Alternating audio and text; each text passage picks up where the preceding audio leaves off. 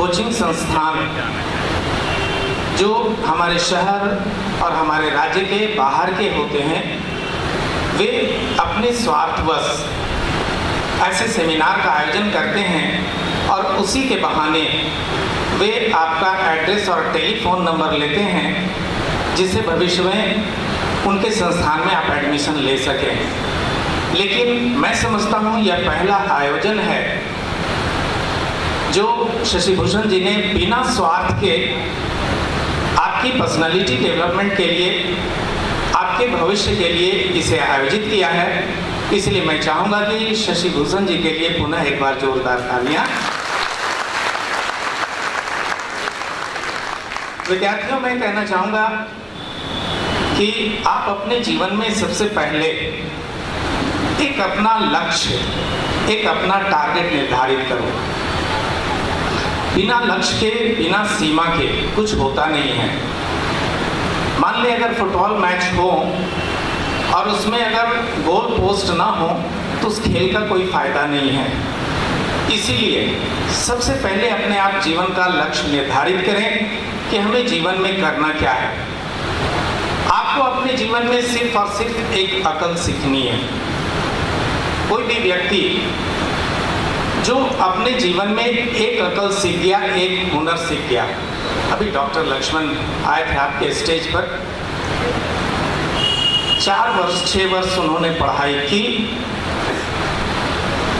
और उसके पश्चात एक अकल उनको आई है और अब वर्तमान में 2 रुपये के कलम से उन्हें 2 लाख रुपए हासिल हो रहे हैं। मैं चाहता हूँ आप भी ऐसा ही एक अकल अपने जीवन में सीख जाएं।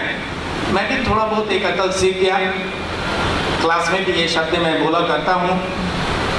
और अब मुझे अंडमान निकोबार भेज दीजिए, जापान भेज दीजिए, इंग्लैंड भेज दीजिए, वही वहाँ पर एनाटॉमी है, वही फिजियोलॉजी, मैं वहीं शुरू हो जाऊँगा। कभी जीवन में भूख नहीं मरूंगा।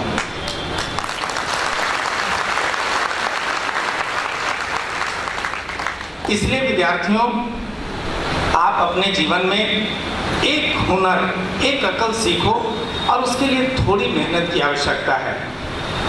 बस ज़्यादा नहीं, 2 वर्ष। इसमें बहुत सारे कॉम्पिटिटिव स्टूडेंट्स हैं, बहुत सारे इंटरमीडिएट के स्टूडेंट्स हैं। उनको केवल 2 साल मेहनत करने की आवश्यकता है। ये 2 साल थोड़ा कष्ट कर लें तो जीवन भर फिर आराम ही आराम है। और अगर ये 2 साल आराम करेंगे तो लिख कर रख दीजिए, आपको जीवन भर कष्ट होगा। इसलिए बस 2 साल मेहनत करने की आवश्यकता है। शशि भूषण जी, आप सवाल पूछने आ जाए। आपने सड़क पे बहुत सारे कागजों को देखा होगा। वह कागज कभी कभी हवा के झोंके से अपने भाग्य से उड़ता है थोड़ा बहुत, और उसी कागज में यदि डोर लग जाती है तो उसे पतंग कह देते हैं। और उस पतंग का डोर किसी एक के हाथ में होता है और वह पतंग ऊंचाइयों तक पहुंचता है। तो मैं कहूँगा कि यह जो ड्रीम क्लासेस है उसके पतंग की डोर शशि भूषण जी के हाथ में है और निश्चित रूप से आपको कागज से वो पतंग जरूर बनाएंगे, आपको ऊंचाइयों तक पहुंचाएंगे। इसलिए आप काफ़ी तन्मयता से उनकी बातों को सुने, उनके जो अध्ययन कक्ष हैं, उनके स्टडी मटेरियल्स को आप देखें। विद्यार्थी जो होते हैं बिल्कुल मक्खन के समान। आप लोग मक्खन हैं, लेकिन मक्खन को अगर छोड़ देते हैं ऐसे ही तो कुछ ही दिनों में खराब हो जाएगा। उस मक्खन को जब हम तपाते हैं तब घी प्राप्त होता है और इसीलिए आपको स्वयं को तपाने की आवश्यकता है। मैं आपसे अनुरोध करूंगा कि जरूर 1-2 वर्ष आप जो है स्वयं को तपाइए, तभी आपको सफलता हासिल होगी। आपने कछुआ और खरगोश की कहानी सुनी होगी, काफ़ी पुरानी कहानी है। कछुआ और खरगोश में दौड़ की रेस लगी थी। आप जानते हैं कि वो खरगोश चलते हुए काफ़ी दूरी तक निकल गया, सोचा कि कछुआ तो काफ़ी पीछे था, पीछे होगा, अभी थोड़ा आराम कर लेते हैं। वो खरगोश आराम करने लगा। इस बीच कछुआ धीरे धीरे चलते चलते अपने गंतव्य पे पहुंच गया और रेस जीत गया। अर्थात इससे हमें यही शिक्षा मिलती है कि slow and steady wins the race. जो मध्यम चलते हैं और लगातार चलते हैं वही रेस को जीतता है। परंतु कहानी अभी खत्म नहीं होती है। फिर से कछुआ जो है सोचता है कि ये रेस में ओवर कॉन्फिडेंस में हार गया। मैं सोचा कि वो तो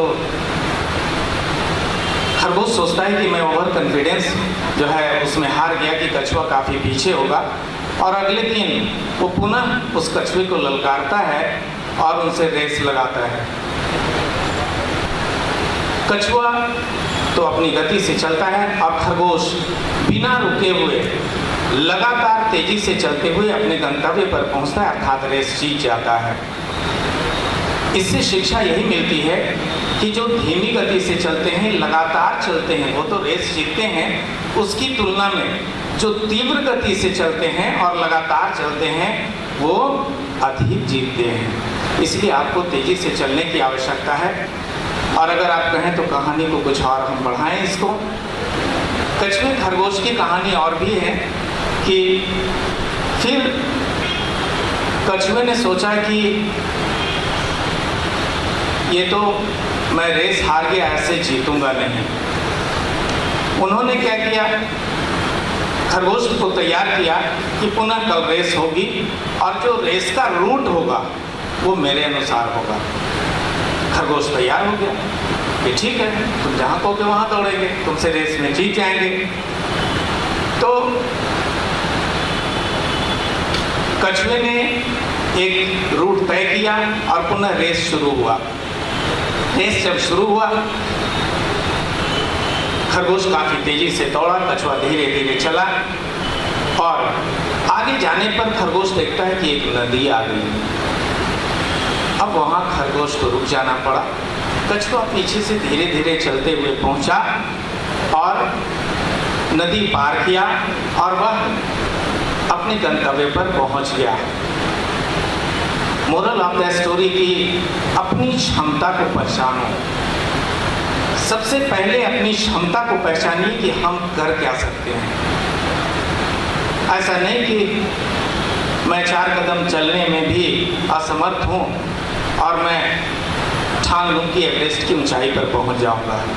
इसलिए सबसे पहले अपनी क्षमता को पहचानिए और उसके अनुसार, अपनी क्षमता के अनुसार अपना कार्य करें। आप कम नहीं हैं, अपने आप को कभी कम नहीं आती। भगवान ने इस पृथ्वी पर किसी को बनाकर नहीं भेजा, ये जान लीजिए। सभी को यहीं आकर सीखना है। जो जितना सीख सका वह उतना समाज में आगे हो गया है।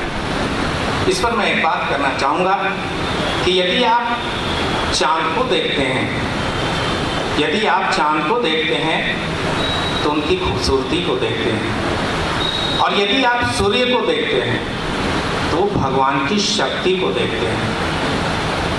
यदि आप चाँद को देखते हैं तो आप भगवान की खूबसूरती देखते हैं, और यदि आप सूर्य को देखते हैं तो उनकी शक्ति को देखते हैं, और यदि आप आईना देखते हैं तो भगवान की सबसे सुंदर कृति को देखते हैं।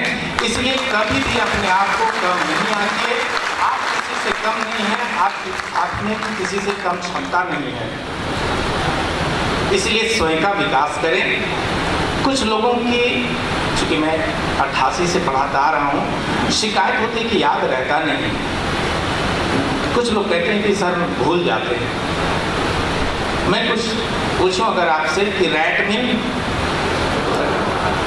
एलिफेंट मीन, लगता है बोर हो रहे हैं, आवाज में दम नहीं है। बॉय मीन, गर्ल मीन, इसमें आवाज तेज हो गई आपने। ये क्यों नहीं भूले? स्वयं से पूछिए। बचपन में एजुकेशन का स्पेलिंग, अम्ब्रेला का स्पेलिंग बड़ा कठिन लगता था, तो अभी ये सब मीनिंग आपने कैसे याद रखी? तो आप कहेंगे कि सर इतना बार प्रैक्टिस में आया है कि इसे भूलेंगे कैसे? उसी तरह आप इतनी बार किसी विषय वस्तु को पढ़ो, आप नहीं भूलेंगे।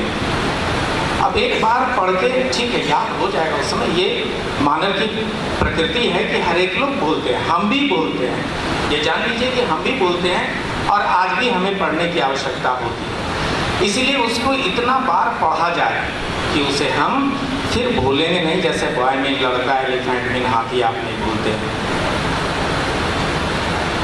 अभी तो काफ़ी आधुनिक ज़माना है। हम लोग के टाइम में नया नया टेप रिकॉर्डर आया था। आपकी उम्र में मैं था तो टेप रिकॉर्डर बिल्कुल नया समझिए उस समय आविष्कार था, जिसमें कैसेट लगता था। हम लोग विषय वस्तु को उसमें टेप कर दिया करते थे और सोने के वक्त, खाना खा रहे हैं उस वक्त उसको बजा दिया करते थे और वो सुनने से पुनः उसका रिवीजन हो जाता था और जल्दी याद होता था। आपके पास, हम लोग तो चिट्ठी वाले ज़माने वाले आदमी हैं, आप लोग अभी व्हाट्सएप वाले ज़माने वाले आदमी हैं। इसीलिए आपके पास काफ़ी अधिक सुविधाएं हैं।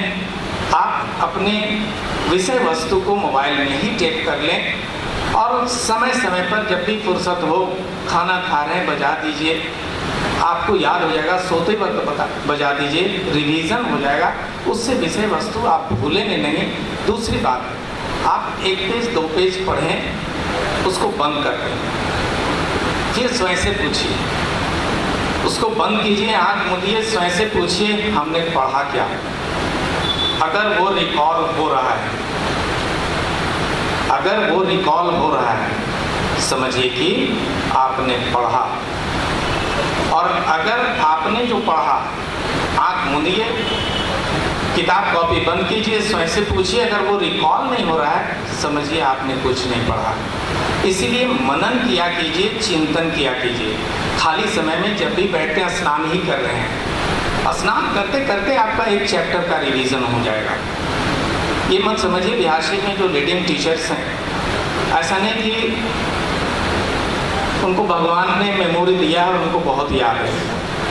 हम लोग भी आपकी क्लास जब स्टार्ट करते हैं, उससे पहले मनन करते हैं कि इस क्लास में आज हमको पढ़ाना क्या है, और वो जो पढ़ाना है तो उसको रिकॉल करते हैं पॉइंट वाइज। उसी तरह से आप भी रिकॉल किया कीजिए, उससे आप कभी भूलेंगे नहीं।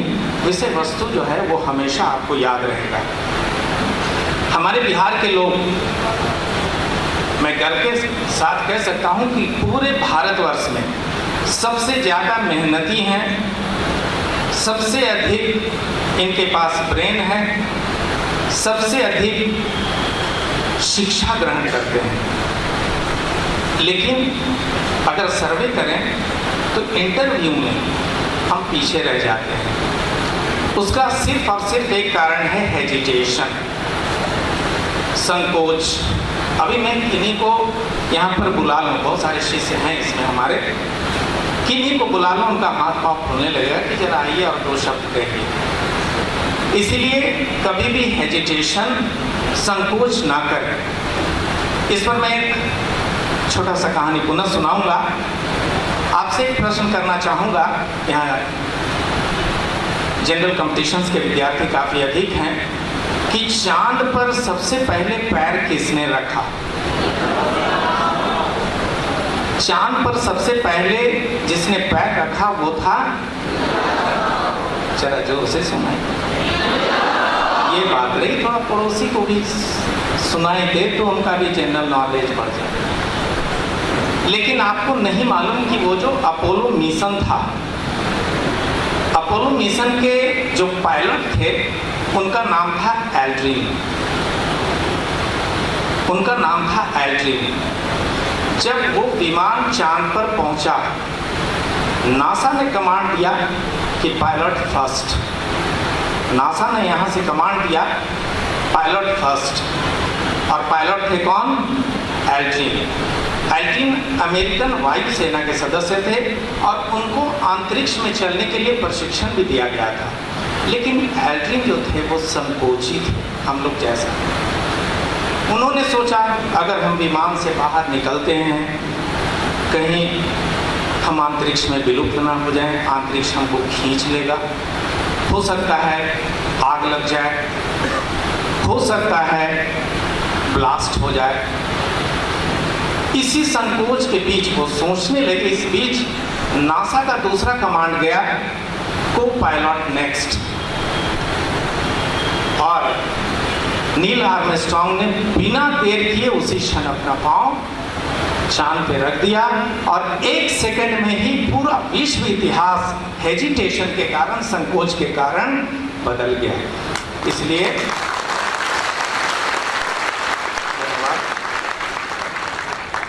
इसलिए मैं आपसे कहना चाहूँगा कि कभी भी हेजिटेशन नहीं लाइए, बोल्ड बनिए, अपनी बातों को रखिए। इसलिए हमारे बिहार के लोग इंटरव्यू में पीछे रह जाते हैं। आप पढ़ने में, विषय वस्तु में सबसे आगे हैं, नो डाउट। पूरे इंडिया का सर्वे है कि रेलवे में, बैंकिंग में और इन सब कॉम्पिटिशन्स में, आपके यूपीएससी में सबसे ज़्यादा रिटन एग्ज़ाम में सेलेक्टेड होते हैं बिहार के लोग, लेकिन हम लोग पिछड़ जाते हैं इंटरव्यू में। इसीलिए संकोची ना बने।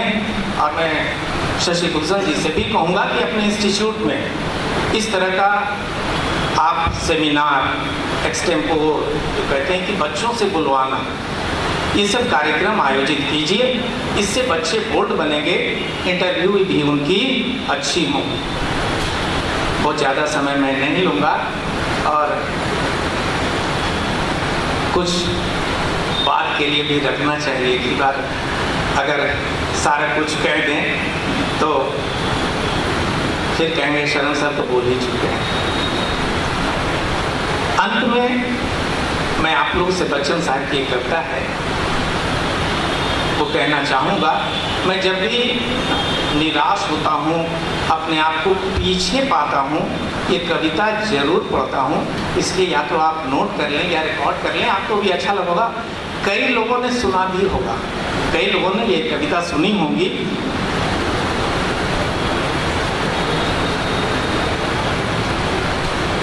लहरों से डरकर नौका पार नहीं होती, लहरों से डरकर नौका पार नहीं होती, कोशिश करने वालों की कभी।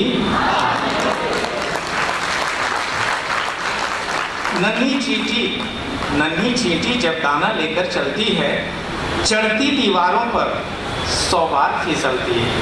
नन्ही चींटी जब दाना लेकर चलती है, चढ़ती दीवारों पर 100 बार फिसलती है। मन का विश्वास, चींटी के मन का विश्वास रगों में साहस भरता है, और चढ़कर गिरना, गिरकर चढ़ना ना अखरता है। आखिर उसकी मेहनत बेकार नहीं जाती, अंततः चींटी चढ़ ही जाती, 100 बार भी गिरती है फिर भी चढ़ ही जाती हैं। आखिर उनकी मेहनत बेकार नहीं होती, कोशिश करने वालों की कभी हार नहीं होती। डुबकियां सिंधु में गोताखोर लगाता है, नदी में गोताखोर जाते हैं हीरे जवाहरात खोजने। डुबकियां सिंधु में गोताखोर लगाता है, जा जा कर खाली हाथ लौट कर आता है। मिलते नहीं सहज ही मोती गहरे पानी में। आप भी एक गोताखोर हैं, नौकरी की तलाश में हैं, और समझिए कि आप एक समुद्र में, आप भी एक गोताखोर हैं। तो उसी के लिए है, डुबकियां सिंधु में गोताखोर लगाता है, जा जा कर खाली हाथ लौट कर आता है। मिलते नहीं सहज ही मोती गहरे पानी में, परंतु मुट्ठी उसकी खाली हर बार नहीं होती, कोशिश करने वालों की कभी हार नहीं होती। और अंतिम पद है, असफलता एक चुनौती है। असफलता एक चुनौती है, इसे स्वीकार करो। क्या कमी रह गई देखो और सुधार करो। असफलता एक चुनौती है, इसे स्वीकार करो। क्या कमी रह गई देखो और सुधार करो। जब तक न सफल हो नींद चैन को त्यागो तुम। जब तक न सफल हो नींद चैन को त्यागो तुम। संघर्ष का मैदान छोड़कर मत भागो तुम। कुछ किए बिना ही जय जयकार नहीं होती, कोशिश करने वालों की कभी हार नहीं होती। कोशिश करने वालों की कभी हार नहीं। और अंत में मैं तो डायरेक्टर महोदय के विषय में बता ही दिया, वे हमारे शिष्य भी हैं। आप ही के जैसे आज से 20 साल पहले पढ़ते थे, सेशन नहीं याद है, ज़्यादा बोल दिए, 16 साल पहले। अच्छा, चूँकि ड्रीम क्लासेस है, ड्रीम में सपना होता है, और हमारे माननीय पूर्व राष्ट्रपति APJ अब्दुल कलाम का कहना था, उसे मैं बार बार दोहराता हूँ कि आपका ड्रीम क्लासेस आपके सपनों को साकार करता है। तो कलाम साहब का कहना था कि सपना वो नहीं जो नींदों में आए, सपना वो नहीं जो नींदों में आए, सपना वो है जिसे पूरा किए बिना नींद ना आए, जिसे पूरा